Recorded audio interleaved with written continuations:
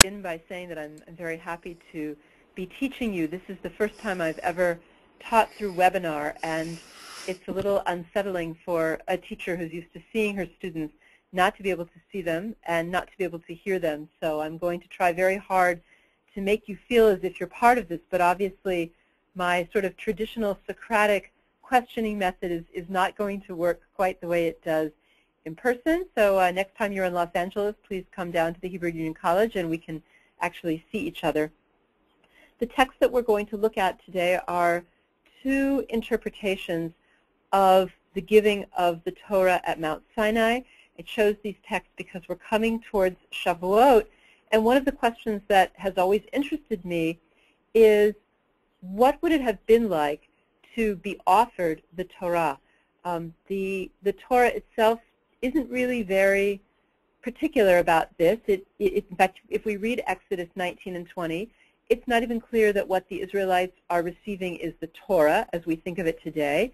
They're clearly having some kind of communication from God. Later, rabbinic sources argue that they actually agreed at Mount Sinai to accept the entire Torah. So I'm asking myself, what would it mean to be offered such a major thing? Is this something that a recipient or a potential recipient would look at as a wonderful opportunity, a gift, a blessing, a sign of God's favor? Or is this something that you might think twice about? You might say to yourself, whoa, here I am, I've been freed from Egypt, I'm just getting used to the idea of any kind of autonomy, of not being told what to do. Why do I want to go head on into this new relationship which has a lot attached to it? And these are the questions, I think, that really prodded the rabbis of the Talmud and of the Midrashim to create the two texts that we're going to look at this evening. So we're going to begin with a text from Sifrei Deuteronomy. This is the Rabbinic Midrash on the book of Deuteronomy. It was created sometime in the 2nd or early 3rd century by rabbis in the land of Israel. And it goes verse by verse through Deuteronomy and tries to make comments about the text or spin ideas off the text. So because we're not together, if we were together, I would ask one of you to volunteer to read the text, but that's not going to work here. So I'm going to read the text. Another interpretation of the verse, he said, Adonai came from Sinai. This is a verse from Deuteronomy 33, from Parshat Zot HaBracha. When God appeared to give Israel the Torah, God appeared not to Israel alone, but to all the nations. First, God went to the descendants of Esau and said to them, will you accept the Torah? They said, what is in it? God said, you shall not murder. God is clearly quoting here from the Ten Commandments. They said, murderers are who we are and who our ancestor was. As it is written, the hands are the hands of Esau, and by your sword you shall live. God went to the Ammonites and the Moabites and said to them, will you accept the Torah? They said, what is in it? God said, you shall not commit adultery. They said, adultery is who we are, as it is written, and the daughters of Lot became pregnant by their father. We should understand here, by the way, that adultery is a sort of a code word for all sexual impropriety. God went to the Ishmaelites and said to them, will you accept the Torah? They said, what is in it?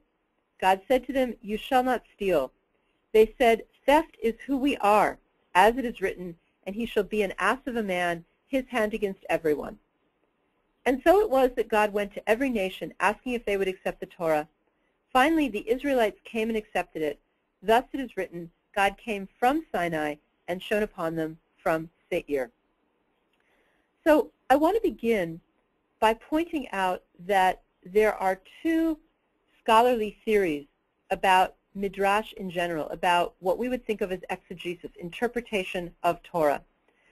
One understands Midrash as true exegesis. That is, rabbis read the Torah, struggled to figure out what it meant, and said, based on this word, this letter, these two verses being together, it must be that the Torah means this.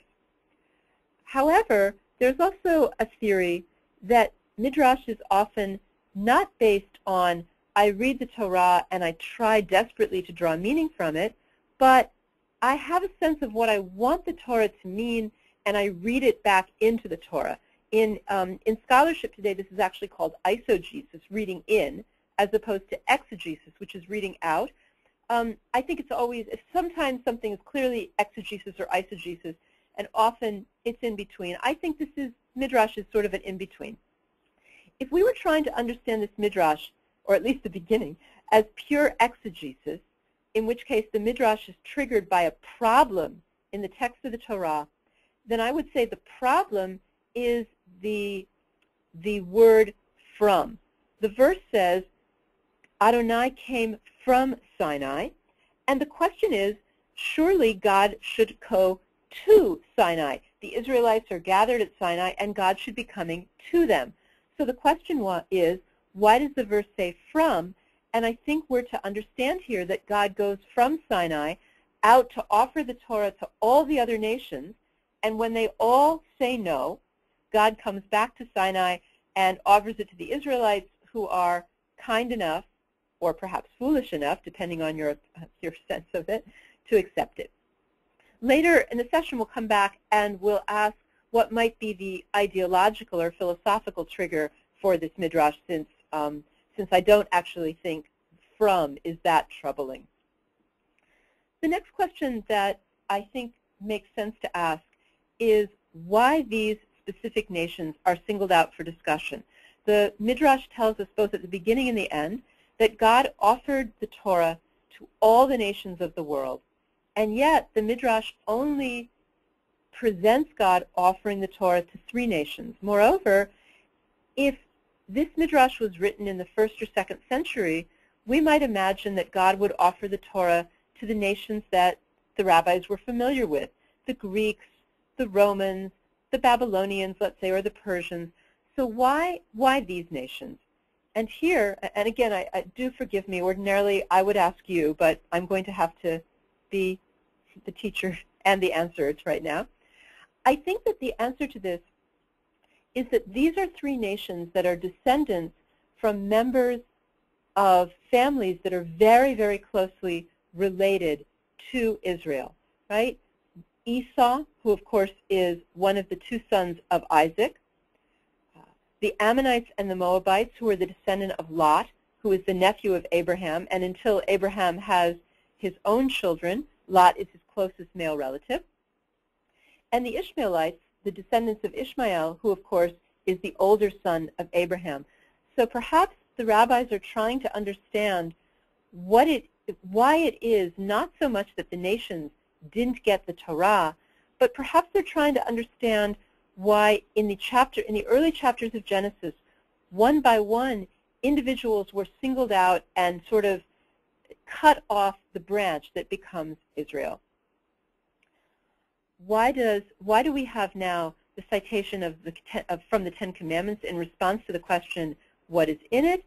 What do these 3 commandments have in common? I hope you would notice, thinking about adultery and theft and murder, that these are what we would think of as moral laws, social laws, perhaps universal laws, since I think most of us would agree that stealing, murdering, and having sexual relationships outside certain boundaries are all things we think of as existing in every legal system. So notice, please, that the rabbis insist that what turned the nations off, so to speak, was not the rituals that are practiced and make Jews different than everyone else, but the most basic laws of society. We have each nation saying to God when offered the Torah, what is in it? And this seems to me to be a really reasonable question. We'll see that Israel doesn't ask this question, but in fact, I would deeply respect someone who, when offered, would you like what's in this box? I think it's completely natural that the nations say, look, the first thing we want is to know what's in it. Obviously, in the Midrash, the response can be seen as negative. That is, first the nations aren't willing to trust God and take the Torah on faith. And secondly, they're then unwilling to conform to a basic tenet of morality. And I do want you to know that non-Jews in late antiquity understood that murder, adultery, and theft were not nice behaviors. This is a very, very harsh critique of the rabbis, either on various kinds of non-Jews in general, on certain peoples less generally, or in the people in Abraham's extended family who didn't make it in. I'm going to speak a little more, and then I want to pause and ask for questions. So if you have questions that are percolating, just hang on. I'd like now to think for a minute about why these three nations, or any one of them if you prefer, feels unable to accept the Torah. So take a minute, and I'm happy to take either your responses or your questions, but what I'd like us to think about together is why turn the Torah down because of one of these commandments? In other words, when the descendants of Esau say, we can't accept the Torah because murderers are who we are we to assume that they thought that every single one of them was a murderer, in which case it's amazing they were still there? Or are the Ammonites and the Moabites saying, when they say adultery is who we are, that every one of them is practicing some kind of sexual relationship which is socially unacceptable? Or are the rabbis trying to get to something a little deeper? So I'd like to take a pause now and answer any questions you have, or give you a chance to throw out any ideas you have about why this midrash is the way it is. So we'll take that, and if there are no questions, then I'll go on. But if there are questions or comments, why don't we take some now?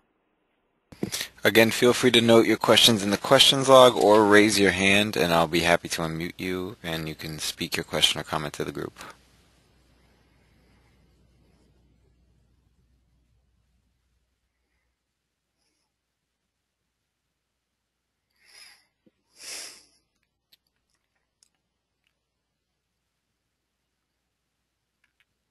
No hands raised or questions in the questions log at the moment, so if you want to move on, yeah. Yeah, we'll move on. I think that what's really interesting here is that I think that the midrash is certainly trying to do at least one simple thing and one potentially incredibly complex thing. The simple thing may be not really trying to critique contemporary nations, that is, nations contemporary with the rabbis, but trying to explain why God not only didn't give the Torah to the nations, but why God pushed in the book of Genesis various members of Abraham's extended family out of the picture. Because if we can believe that all of Jacob's children were worthy to be part of Israel, despite some of the inappropriate things they did, Shimon and Levi killing all of the people of Shechem after the rape of Dinah, Reuben sleeping with his father's concubine, the brothers kidnapping Joseph and selling him into slavery. We've now hit the three big things, right? Stealing, that is kidnapping, murder, and sexual impropriety. So why is it that all of Jacob's sons get to be part of the covenant while these people who did the same things didn't? And so I think this is the rabbis trying to remind us, trying to focus our minds on, well, these people weren't very nice. But another idea, which I want to say, this next one is something I came to on my own. So if it sounds completely out there, it's no one else's strangeness but mine. I wonder if the idea that is at the heart of this midrash is the idea that there's always potential tension between who we are or what we are as sort of natural beings, that is, people without Torah, people without law, and what we have the potential to be, or what the Torah wants us to be.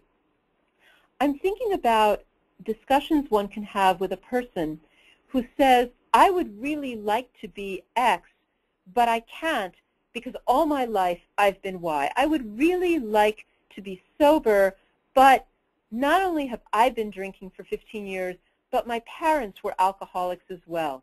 Or I would really like to be more educated, but I come from a family that doesn't value education. Or probably the one I could be guilty of, right? I would really like to relax more, but the kind of person I am is just constantly on the move. I feel like I must always be task-oriented. And I think that we use our past stories, and even more our family's stories, because they seem so deeply rooted and so hard for us to get away from, to say, I can't do something new. And I'm wondering if this is what the descendants of Esau or Ishmael or the Moabites and the Ammonites might be saying. That is, not we're all committing sexual impropriety, but given that we would not be here if our great-great-great-grandfather Lot had not slept with his daughters, how can we possibly write a new narrative for ourselves? How can we become the people who don't murder if we're the people who descended from Esau, who was warned that his future in life was going to be violence? It would be kind of like having your horoscope read when you were very, very young, and then insisting that you had to behave precisely the way your horoscope predicted you would behave 20 years later. So that being the case, I think we could understand here an undertone of rabbinic understanding that the Torah doesn't necessarily come naturally to us. We are not necessarily the people the Torah imagines we can be. And I think that that's true both ritually and ethically. Anyone who has tried to take on any of the ritual mitzvot knows that that can be a demanding decision. If one makes a decision to pray on a daily basis or to attend Friday night services every week, if one makes a decision to change one's dietary practices or to observe Shabbat at a different level than one is observing Shabbat at this moment, we all know these can be tremendous challenges. Oh, I would really like to turn off my phone on Shabbat, but I can't because what if something important comes up? And similarly with ethical mitzvot, I would really like to honor my parents, but I have such a bad history with them. Or I would really like to do more tikkun olam, but I'm so busy. I don't have time to go to the soup kitchen. Our past is always makes it hard to say, I can't take this new thing on. I can't do what the Torah wants me to, not because I don't think it's a good idea, but because it's not who I am. So I'd like to imagine that part of this midrash is saying you don't have to define your future or who you could be by who you are or what you've been before. Maybe the message of this midrash is the Torah could be accepted by any group of people, regardless of their past, if they were willing to imagine that they could be different in the future. Clearly, the Israelites themselves were not perfect people. They had murderers among their ancestors. They had Jacob, with married to the two sisters. They had Abraham with a concubine. They had people stealing, they had Jacob stealing his brother's birthright. They were not the descendants of saints. And yet, they were apparently able, according to this midrash, when God offered them the Torah, to say, whatever is you, God, imagine we could become in relationship with you and in relationship with the commandments of the Torah, we could imagine becoming that people. The descendants of Ishmael and Esau and Lot can't imagine being anything different than what their ancestors were before them. It's only because the Israelites are open to becoming something new that they can accept the Torah. So that I think is one way to read this midrash, not simply as let's get together and bash the other nations, although I should be honest and acknowledge that sometimes the rabbis did indeed do that, but rather let's see the Torah not as a confirmation of who we are at any given moment, but as an affirmation that with guidance we could grow. We could be completely different people. So in a sense, that would position the holiday of Shavuot as one in which we imagine how different we could be as individuals and as a community, in which case we could see counting the Omer as a 49-day journey in reflecting on how different we could be once we're free. Once we have Passover, what could we imagine we could be like at the moment of Shavuot? Let me take another brief pause for questions, and then we'll move on to the other big question, I think, which is, why does this midrash need to tell an audience that God offered the Torah to everyone? So I'll take a minute for you to either raise your hands or type in your question.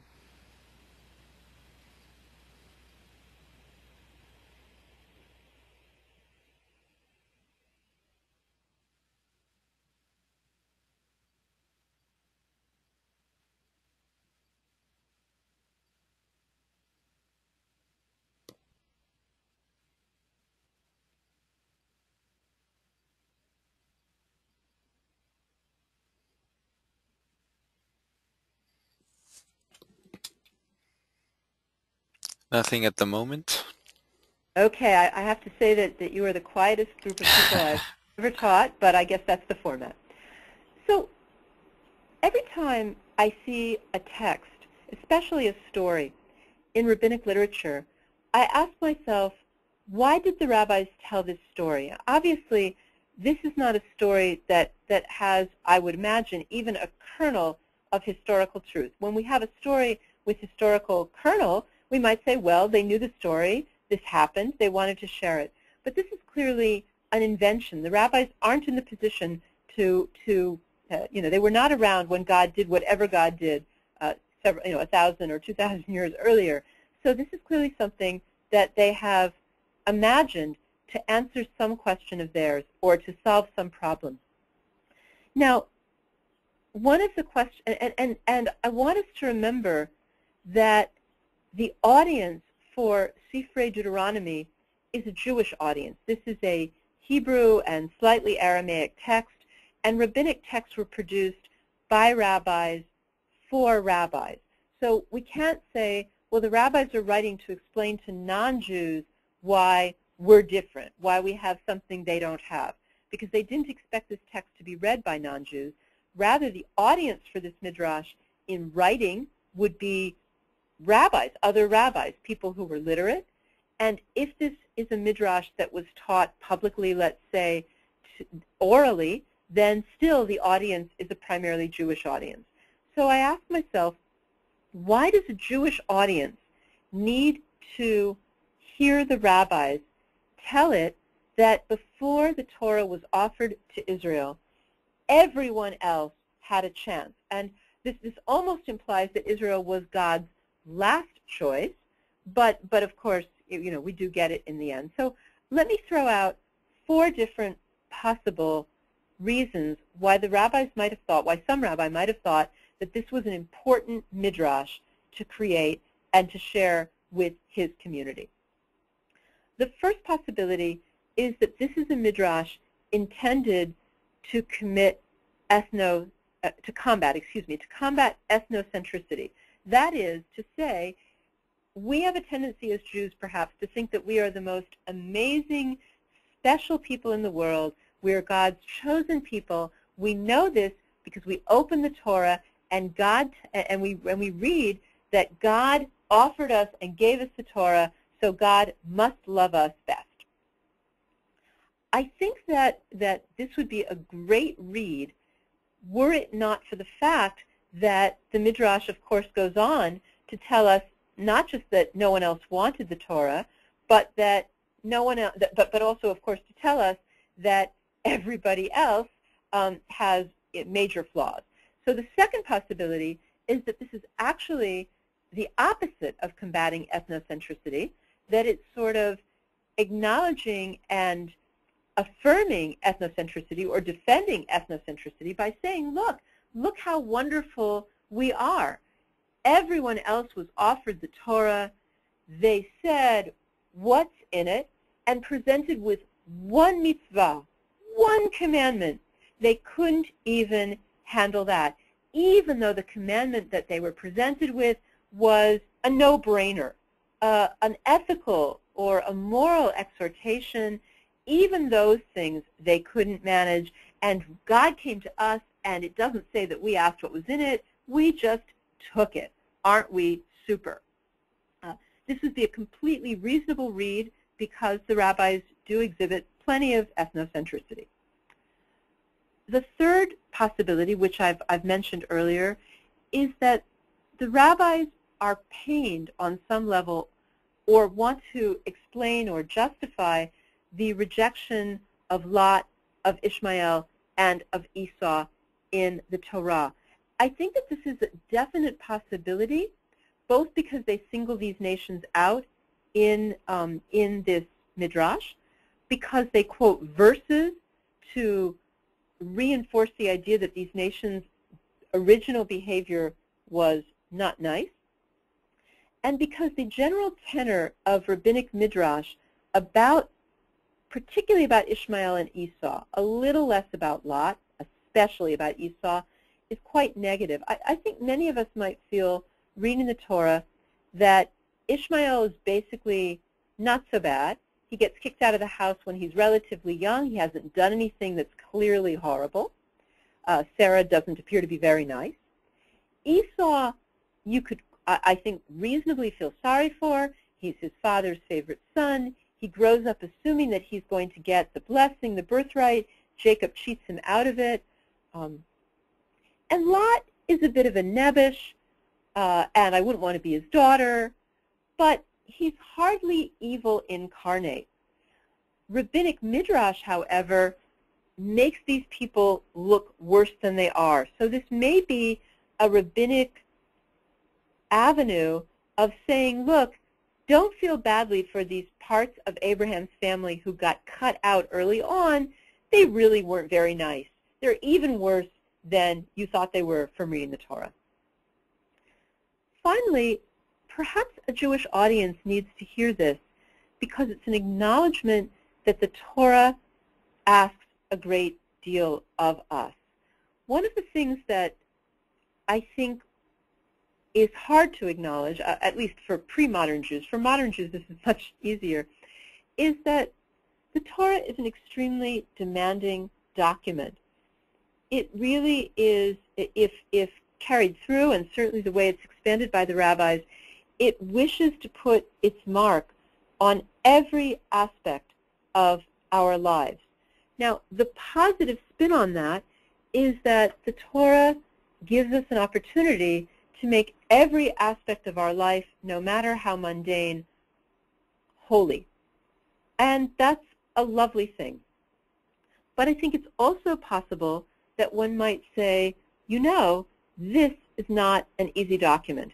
And since it is the rabbis who are encouraging the Jews of their day not only to observe the Torah, but to observe a particular rabbinic understanding of the Torah, which is quite demanding and which has a great deal of detail, perhaps this is a moment in rabbinic tradition where the rabbis are willing to acknowledge that this is not an easy thing, that even ethical commandments, much less ritual commandments, do not come naturally to us as human beings. That what the Torah is asking of us is that we be willing to be radically transformed, that we're willing to say, even though I have flaws, I can be God's partner. And I think it's even possible that on some level this midrash could be read in the context of early Christianity, which is taking shape at this same time, and which indeed says, if you've read the letters of Paul, that it is impossible to follow the Torah. So this may be the rabbi saying, it's hard to follow the Torah. It will require that you be willing to change, but it is possible. The other nations may not be able to do it, but we can.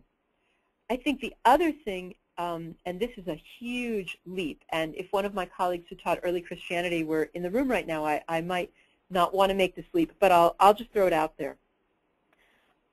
The other notion that Paul is very fond of, besides the idea that the Torah cannot actually be fulfilled, is the notion that we are so, that because Adam, and we would probably say Adam and Eve, sinned, sin became a normal part of the human makeup, and it can't be conquered by Torah. It can only be conquered by faith in Jesus.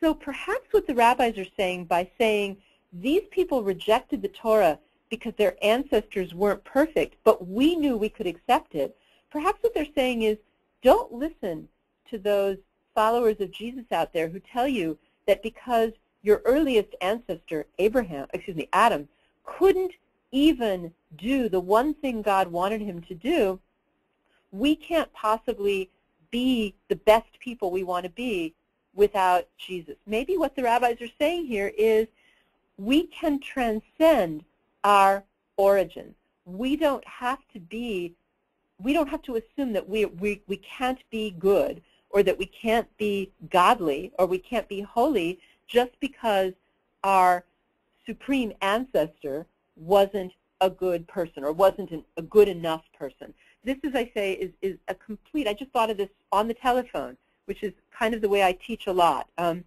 So don't, no, I'm not necessarily I can't footnote this, but it's just a thought. So this brings us to the end of our first of two texts. So I'm going to, again, pause for a moment and give you a chance to ask any questions you might have.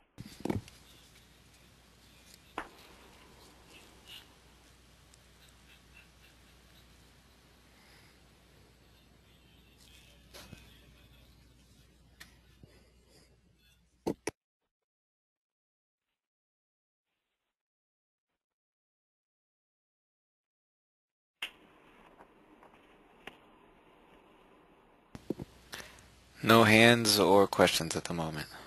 All right. So we're now going to look at a very different take on Matan Torah, on the giving of the Torah.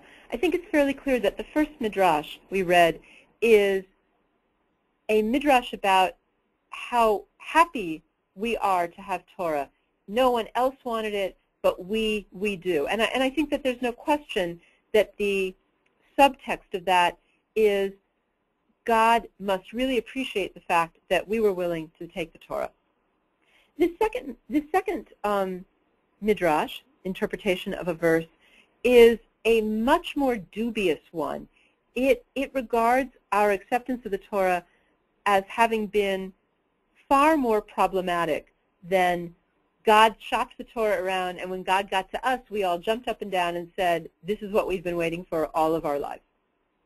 This comes from the Babylonian Talmud, from the tractate Shabbat, 88a. Yes, it's not about Shabbat, but if any of you have ever studied Talmud, one of the things we all know is that even though a tractate may have a particular topic, the Talmud is constantly digressing off into all sorts of fascinating discussions. And it begins by quoting Exodus 19, verse 17. So just to contextualize this, in chapter 19, Moses and God negotiate God's discussion with the people. God leads the people, having purified themselves, out to the mountain. And the Torah tells us, Vayityatzvu b'tachtit hahar. I would translate this, and they, that is the entire nation, stood at the foot of the mountain.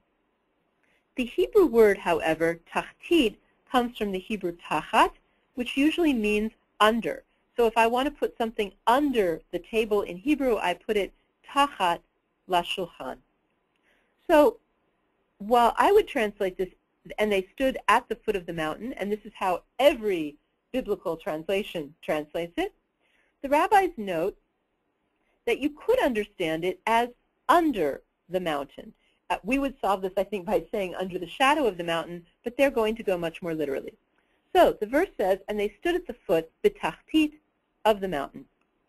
Rav Avdimi bar Hama bar Chasa, who was a Babylonian rabbi, sometime later than the text we just read, said, this teaches the use of the word tachtit, under, that the Holy Blessed One upended the mountain over them like a barrel and said to them, if you accept the Torah, it is well. If not, here shall be your grave. So I want you to try for a moment to imagine the image that Rav Avdimi paints for us. Imagine that you are one of many, many Israelites standing out in the middle of the wilderness around a very large mountain. And suddenly, this mountain is elevated above you, so you look up and you see not only this immense shadow, but this immense mountain over your head. I'm beginning to feel like I'm in the middle of a Harry Potter movie. I hope you are too. And God says, if you accept the Torah, mutav, everything will be well, which I assume means I will not drop this big mountain on you. However, if you don't, this will be your grave. So this to me reads as, you may accept the Torah, or I will drop this mountain on you. The image of a barrel is an interesting one. I taught many, many years ago that perhaps we're to understand that this is like an empty barrel, and it's not that the Israelites will be crushed under the mountain, but that it will be, that it's like suffocating, it's stifling. Imagine if somebody put you, inside a barrel, or if you're old enough, you can imagine from Get Smart, the cone of silence. So this is, I think, a pretty ugly picture. And again, the question I want to ask is, why would Rav Avdimi, who's a rabbi and presumably likes the Torah, you would think, why does he create this image of God threatening Israel? And moreover, that God essentially coerces Israel into accepting the Torah. So I'm going to suggest some possibilities. Most centrally, it seems to me that one could argue that the power dynamic between God and Israel, even at the best of times, is unbalanced. In contemporary culture, when theologians struggle with this, they often try to essentially throw out the idea of God as all-powerful. That is, we're not comfortable with the idea of an all-powerful God, and therefore we'll change that. But here, the issue isn't even, is God all-powerful? The issue is, how powerful is God compared to Israel? So if you think back to the Torah up to Exodus 19, this is what has happened in the first 18 chapters of Exodus, which I will now give you standing on one foot. The Israelites are enslaved in Egypt. They are living in terrible conditions. Their children are being killed. They're working very hard. God comes along, and at first they don't even take God seriously. They don't take Moses seriously.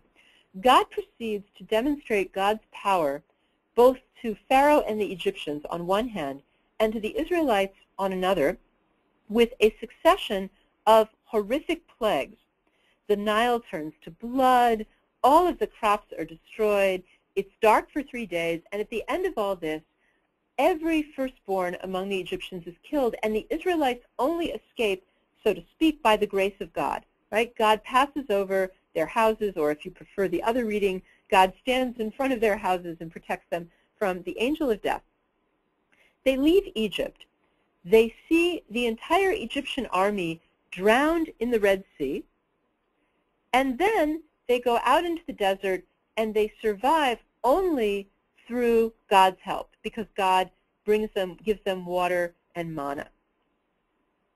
So if you're in that position where you've just seen God do amazing and highly destructive acts, do you want to get God angry? Would you say, God, it's been lovely knowing you.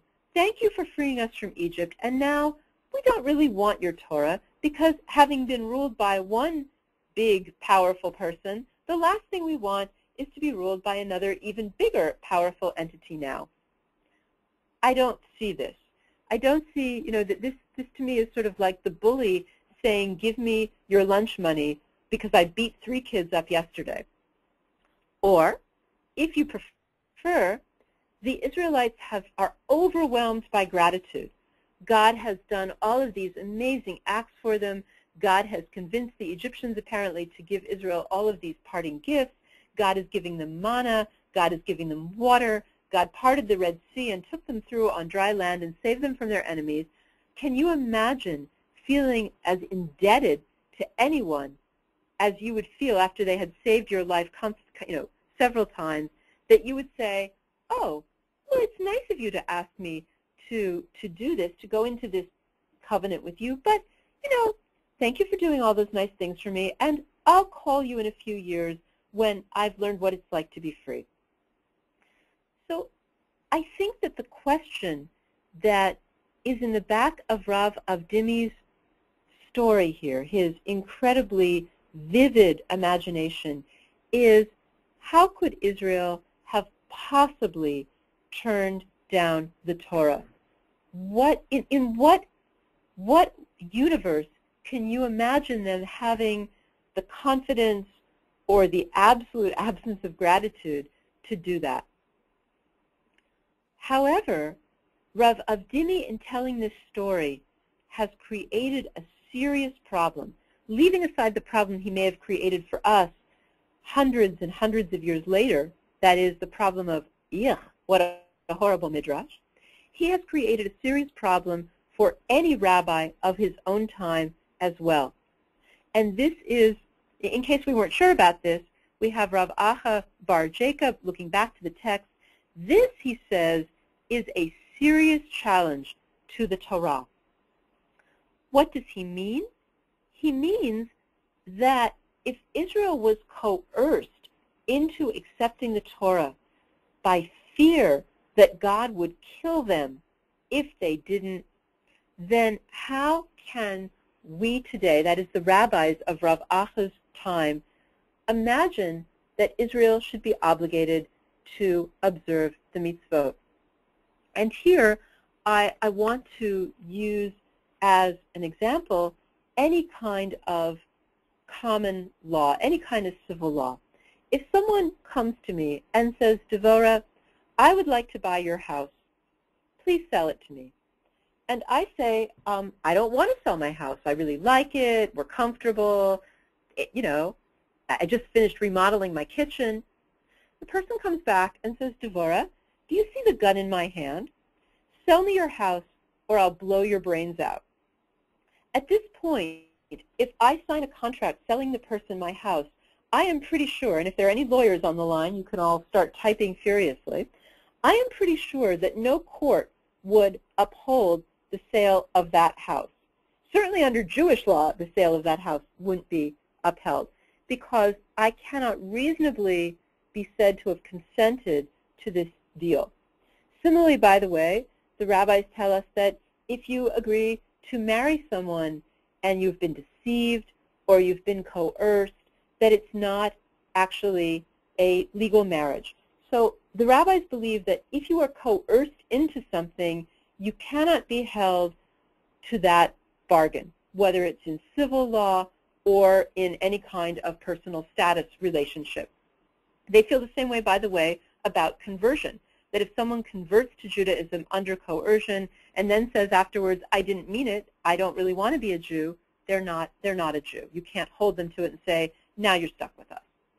So I think what Rav Acha Bar Jacob is saying is, oh my God, if indeed God convinced Israel to accept the Torah by holding a mountain over their heads and saying, if you accept the Torah, all will be well, but if you don't accept the Torah, this will be your grave, then why should any Jew subsequent to Sinai feel obligated to observe the Torah. And keep in mind that while we don't think of many mitzvot as being obligatory, that the rabbis believed that God was the mitzvah, the commander, and that the mitzvot were commandments, and that, in fact, by accepting the Torah, the Israelites had obligated themselves and all generations subsequently to follow the mitzvot, to be in covenant with God.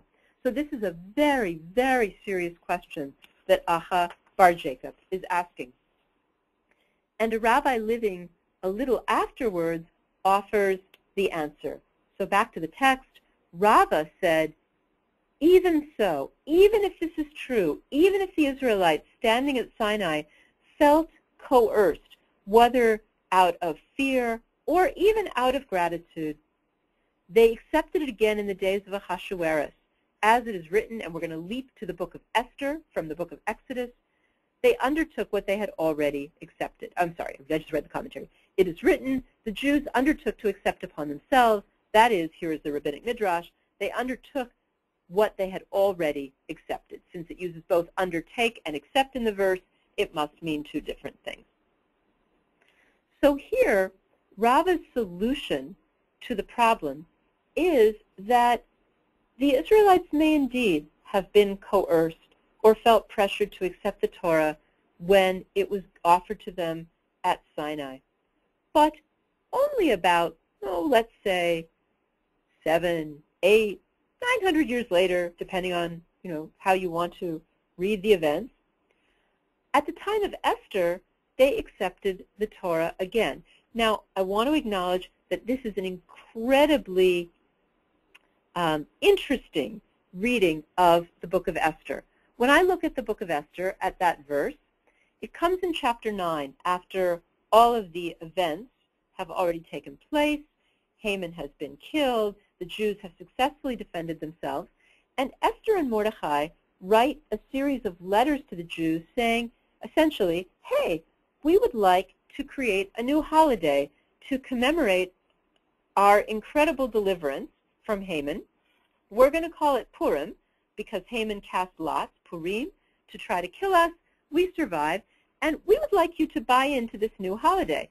Notice, by the way, that the book of Esther thinks that Jews actually have to agree to new holidays. So should anyone ever ask us to observe a new holiday, according to this, we're supposed to get to vote.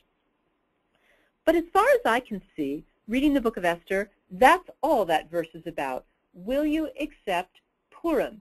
Will you agree to observe Purim, to send food to the poor and gifts to each other and what have you? And that's what the Jews of Persia, and by the way, only Persia, accept. And now Rava, again, hundreds of years later, after the book of Esther has entered into the canon, says, oh, no, no, no. What they were accepting or undertaking is the whole Torah, the Torah that they had already accepted, that their ancestors had accepted at Sinai. So this is, if you want to imagine this, this would be as if today we had a big referendum and agreed to follow the Constitution that had already been accepted, if you will, by our American foreparents, right, several hundred years ago. What is Rava trying to do?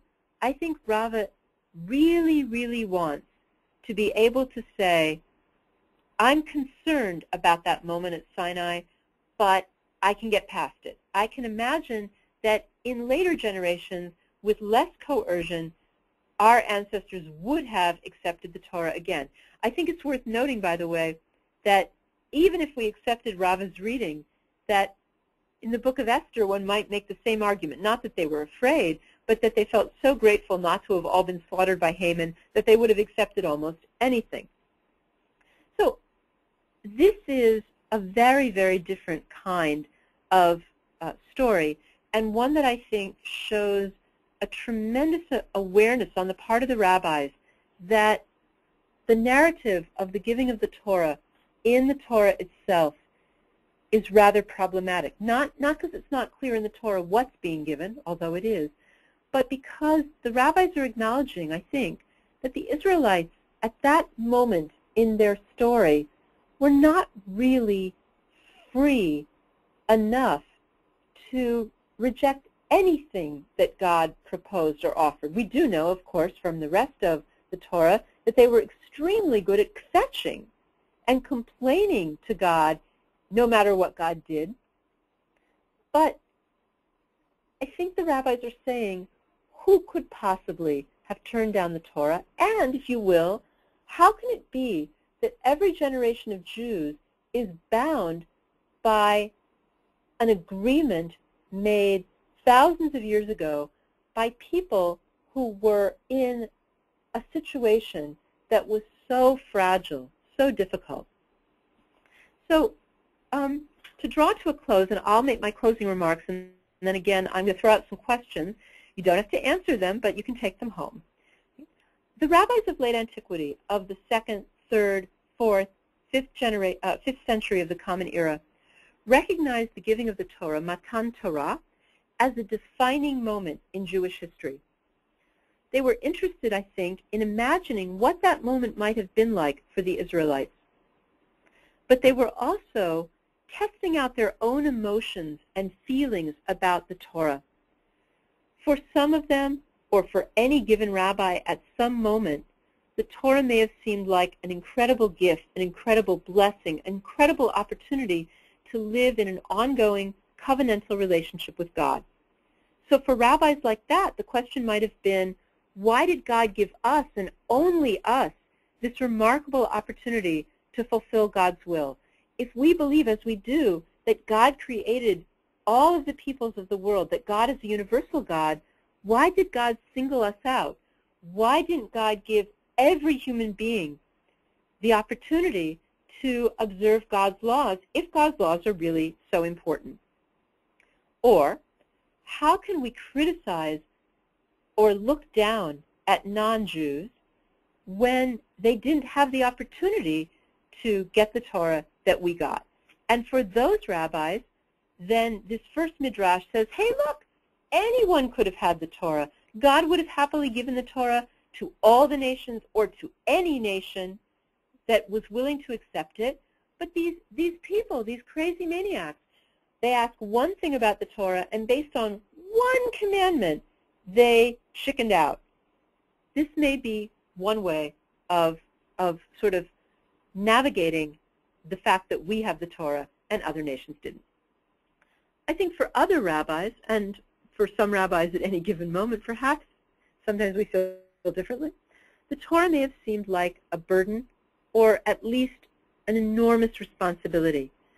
And such people may have triggered this second story, the story of how can we be responsible for the enormity of the Torah, right? None of the rabbis of this period and none of the people they wanted to lead had chosen Judaism, or at least not many of them. This conversion to Judaism, once Christianity comes along, not terribly popular. So perhaps the rabbis who put this story in the Talmud were giving, through story, a voice to their own occasional uncertainties about the Torah, to their sense that every Jew is born into a covenant and into a responsibility that he or she never had the opportunity to choose. So the questions I want to leave you with in closing, and I think that these are wonderful questions as we come into Shavuot, and if any of you are looking for something to think about on Shavuot, here goes. First of all, for each of us as individuals and for us within community, which does the Torah feel like? Does the Torah to us feel like something we're delighted to have, so glad we got it? Or does it feel like something that has been imposed on us? Or if we have moments when we feel both of these things, which times? When is it? What's happening in our lives at the time when we say, I feel so lucky to have Torah, to be able to observe mitzvot, to be in relationship with God, to be able to study? And when are the times, under what conditions, at what moments in our life do we feel that the Torah is a burden? We ask ourselves, why do I have to do this? why do I have to do this and not that? Why do I feel this obligation to go to that meeting at the synagogue or at the JCC instead of going to the movies? Thirdly, going back to what I discussed in the first midrash, are we able as individuals or in community to see the Torah as something that could be transformative?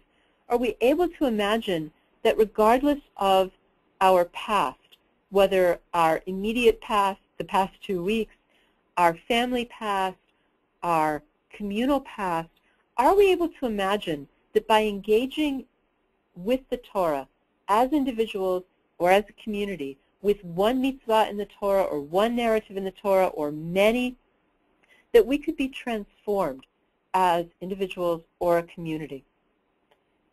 And finally, in light of the last thing we read, when we enter into Shavuot, can we see ourselves, either individually or as a community, as accepting the Torah anew?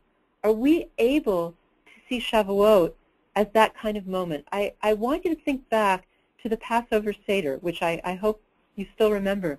How at the Seder we say, B'chol dor v'dor chayav adam lirot et atzmo ki'ilu hu yatsa mimitzrayim. In every generation, each of us is supposed to be able to see ourselves as if we personally came out of Egypt. We say this at Seder, but we don't say at Shavuot, B'chol dor v'dor. In every generation, every one of us should be able to see ourselves as if we stood at Sinai and accepted Torah. Can we imagine that? Can we imagine that for us, Torah is not only ongoing revelation, but ongoing reception? That there's a way that we can affirm our way into the Jewish people again.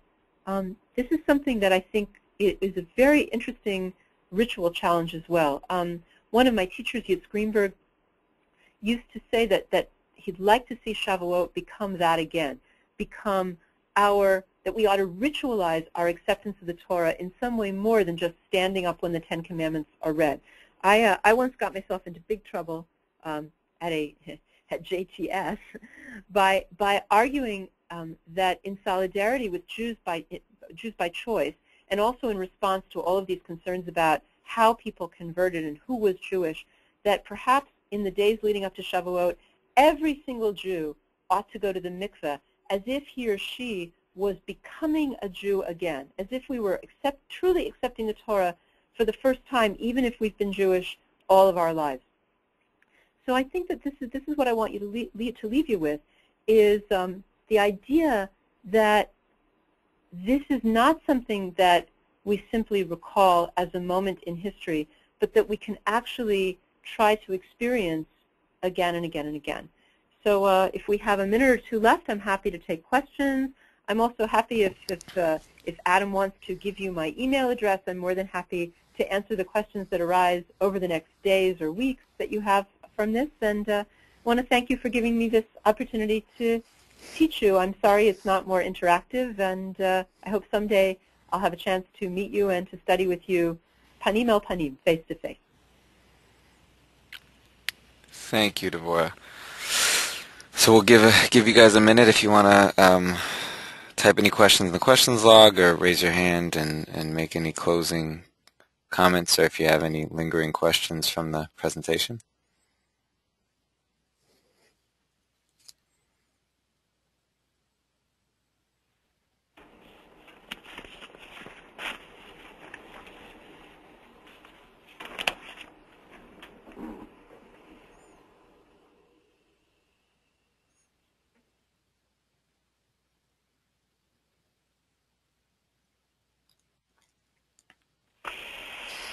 Okay.